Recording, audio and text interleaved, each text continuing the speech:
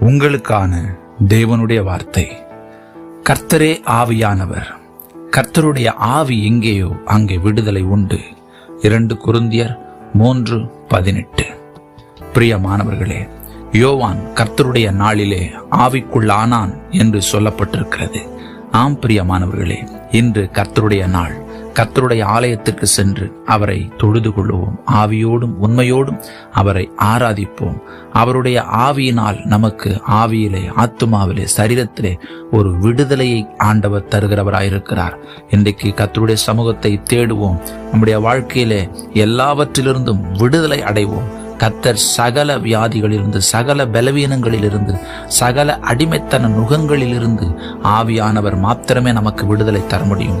இன்று அந்த விடுதலை நாளாயிருக்கிறது. ஆண்டவர் உங்களை ஆசீர்வதிப்பாராக. ஆமென்.